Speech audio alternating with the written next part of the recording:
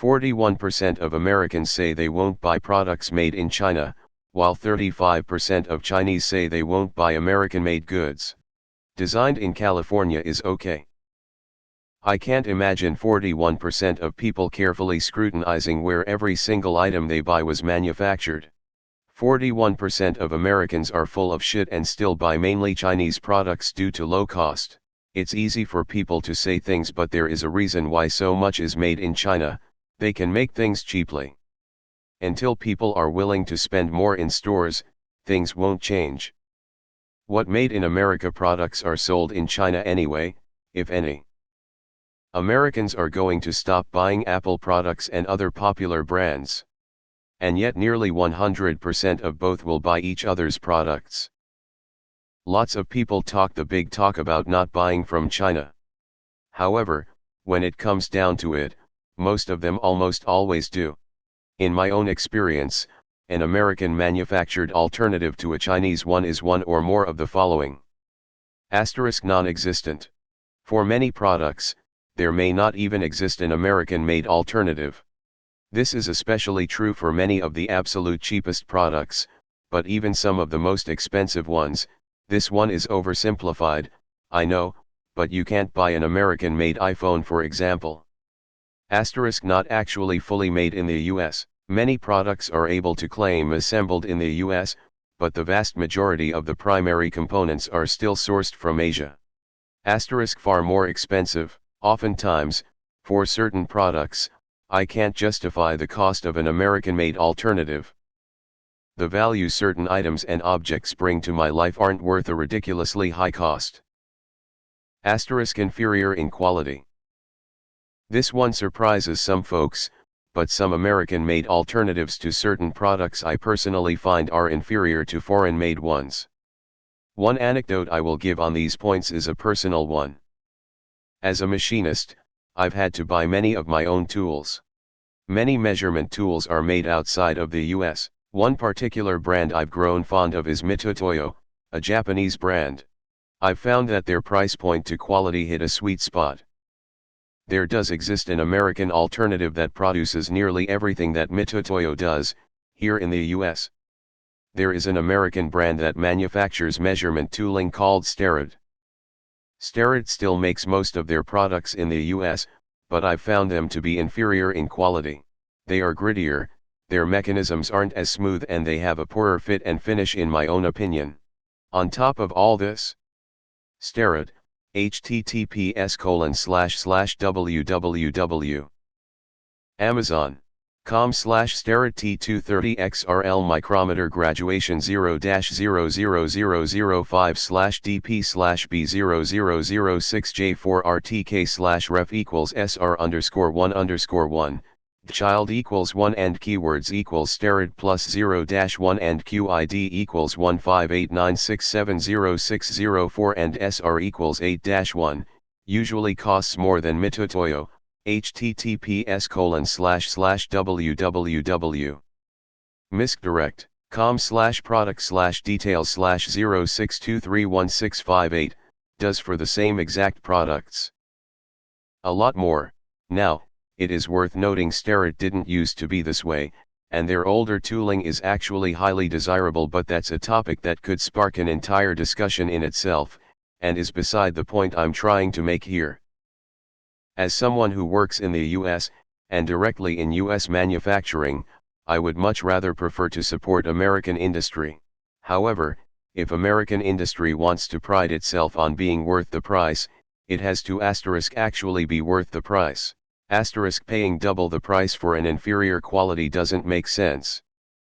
My sense of patriotic pride isn't going to force me to override my own personal interest when making purchases. I'll finish by saying that this scenario isn't true for all American goods. There are specific products and brands that the American option is both the cheapest in terms of price and superior in quality. I know this because I've worked in one such facility that produced hardware for a specific industry. Our Chinese competitors were worse in most aspects of quality. I won't name it, as it is a relatively small family business and it would be personally identifying information. I just wanted to air my thoughts on this, because some people get mad we buy things from China and don't support our own country, but the truth is a bit more complex than that. As someone who works in American manufacturing, I'll be the first to tell you that buying American won't mean you're getting a better product, just because you paid more for it. 35% of the Chinese population is nearly the entire population of the USA. Hey, race the thing. Self-sufficiency is great and all, but it is the economic interdependence that prevents an all-out conflict. That and mad, an end to globalization would leave less incentive not to start a war. Only one of these groups actually has a choice. This is the best TLDR I could make, original, https://www.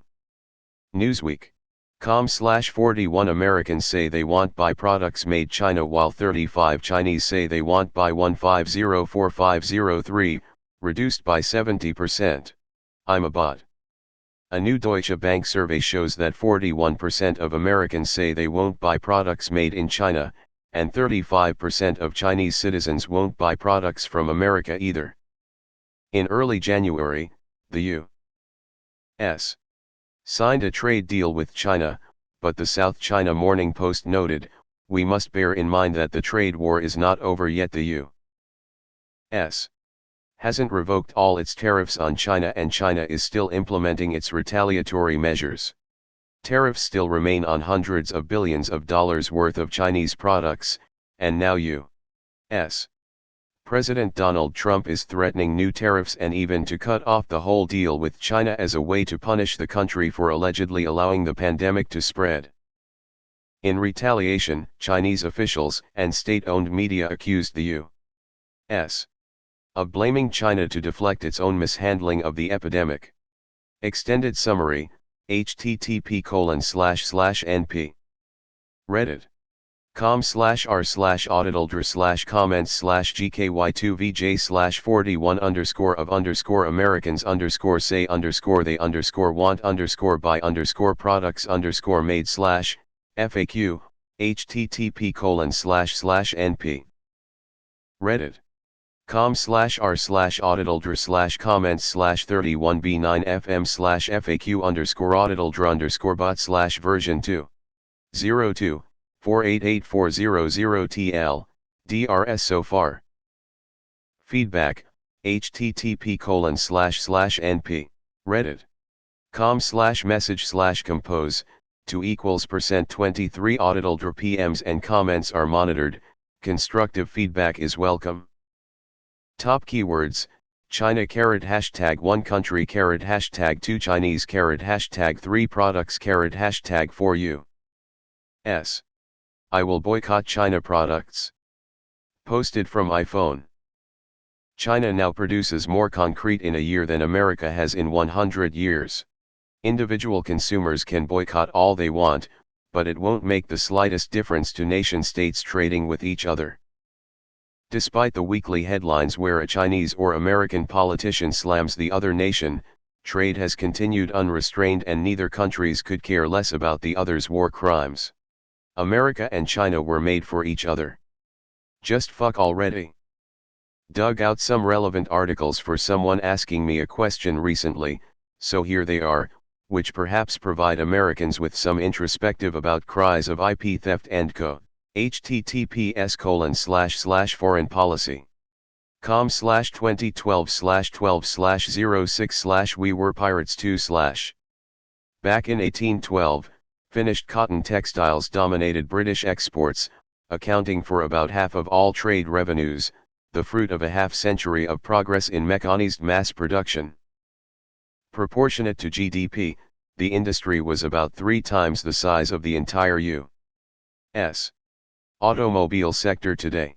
High-speed textile manufacture was a highly advanced technology for its era, and Great Britain was as sensitive about sharing it as the United States is with advanced software and microprocessor breakthroughs. The British Parliament legislated severe sanctions for transferring trade secrets, even prohibiting the emigration of skilled textile workers or machinists. But the Americans had no respect for British intellectual property protections. They had fought for independence to escape the mother country's suffocating economic restrictions. In their eyes, British technology barriers were a pseudo-colonial ploy to force the United States to serve as a ready source of raw materials and as a captive market for low-end manufactures, while the first U.S. Patent Act, in 1790, specified that any person or persons could file a patent. It was changed in 1793 to make clear that only U.S. citizens could claim U.S. patent protection. China's modern trade and patent regimes are similarly tilted.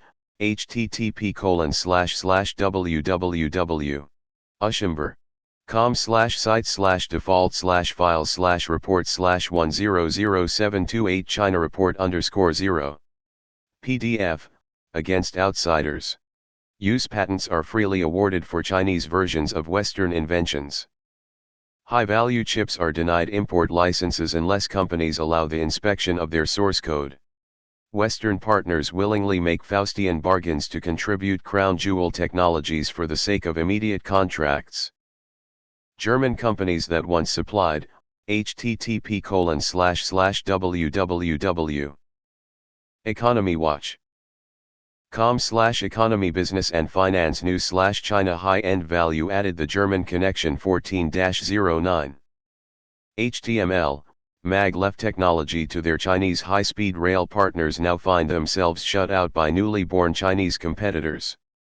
Last summer, GE made a similar deal, http://online, wsj.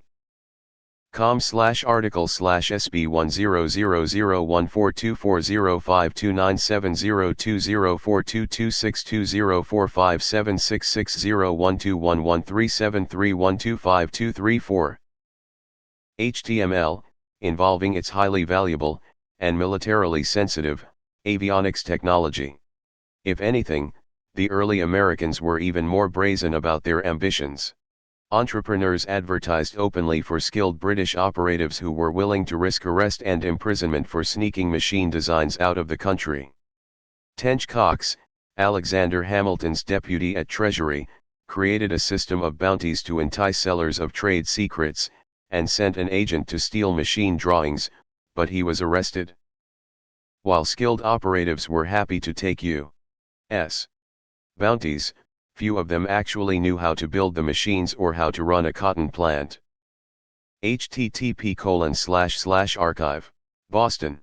com/news/education/hire/article/2007/08/26/a_nation_of_outlaw/. China may be a very different country, but in many ways it is a younger version of us. The sooner we understand this, the sooner we can realize that China's fast and loose brand of commerce is not an expression of national character, much less a conspiracy to poison us and our pets, but a phase in the country's development. A bit of empathy might even be in order. 150 years ago, even America's closest trade partners were despairing about our cheating ways. Charles Dickens, who visited in 1842, was, like many Britons, stunned by the economic ambition of our nation's inhabitants, and appalled by what they would do for the sake of profit. When he first stepped off the boat in Boston, he found the city's bookstores rife with pirated copies of his novels, along with those of his countrymen. Dickens would later deliver lectures decrying the practice, and wrote home in outrage, "My blood so boiled as I thought of the monstrous injustice." In one industry after another, 19th-century American producers churned out counterfeit products in remarkable quantities, slapping fake labels on locally made knockoffs of foreign ales, wines, gloves, and thread. As one expose at the time put it, "We have Paris hats made in New York, London gin and London porter that never was in a ship's hold, superfine French paper made in Massachusetts." Counterfeiters of patent medicines were especially notorious. This was a bit ironic, given that most of these remedies were pretty spurious already, but that didn't stop the practice. The most elaborate schemes involved importing empty bottles, filling them with bogus concoctions, and then affixing fake labels from well-respected European firms. Americans also displayed a particular talent for counterfeiting currency. This was a time when individual banks, not the federal government, supplied the nation's paper money in a bewildering variety of so-called banknotes. Counterfeiters flourished to the point that in 1862 one British writer, after counting close to 6,000 different species of counterfeit or fraudulent bills in circulation, could reasonably assure his readers that in America, counterfeiting has long been practiced on a scale which to many will appear incredible. https://books. Google. /books, ID equals 8CA1 AOCBA and PG equals BA82. In a massive abuse of its original purpose, senior U.S. and possibly British espionage chiefs used Echelon to spy on individuals and to pass on commercial secrets to American businesses. These startling revelations came to light in February 2000, when newly declassified American Defense Department documents were posted on the Internet, and for the first time provided official confirmation that such a global electronic eavesdropping operation existed at all. The existence of Echelon had first been exposed in 1996 by a renegade agent in New Zealand, but had not previously been proved. Within days the European Parliament released a report containing serious allegations. American corporations had, it was said, stolen contracts heading for European and Asian firms after the NSA intercepted conversations and data and then passed information to the U.S. Commerce Department for use by American firms. In Europe, the Airbus Consortium and Thomson CSF of France were among the alleged losers. In Asia, the United States used information gathered from its bases in Australia to win a half share of a significant Indonesian trade contract for AT&T that communication intercepts showed was initially going to NRC of Japan.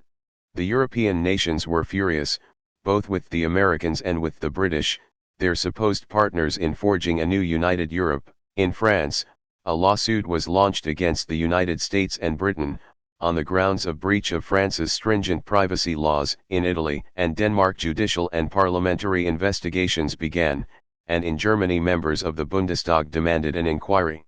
The Europeans were stunned to discover that Big Brother was no longer Communist Russia or Red China, but its supposed ally and partner, America, spying on European consumers and businesses for its own commercial gain. The European Parliament's report stated that in 1995 the National Security Agency tapped calls between Thomson CSF, now Thales Microsonics, and the Brazilian authorities relating to a lucrative $1.5 billion contract to create a satellite surveillance system for the Brazilian rainforest. The NSA gave details of Thomson's bid, and of the bribes the French had been offering to Brazilian officials, to an American rival, Raytheon Corporation, which later won the contract.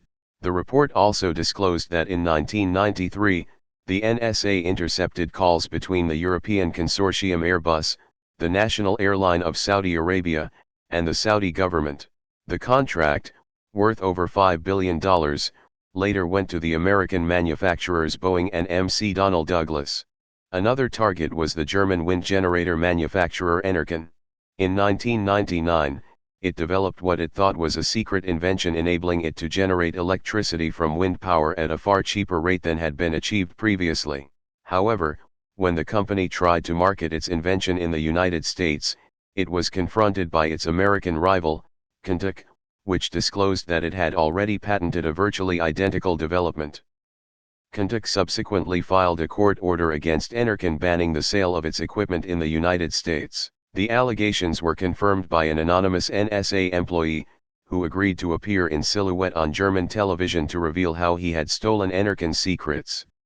He claimed that he had used satellite information to tap the telephone and computer modem lines that linked Enercon's research laboratory with its production unit. Detailed plans of the company's secret invention were then passed on to Counterfeits.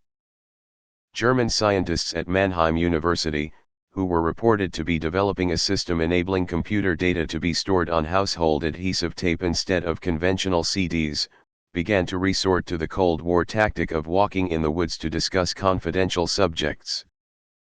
Security experts in Germany estimated that by the year 2000, American industrial espionage was costing German business annual losses of at least $10 billion through stolen inventions and development projects.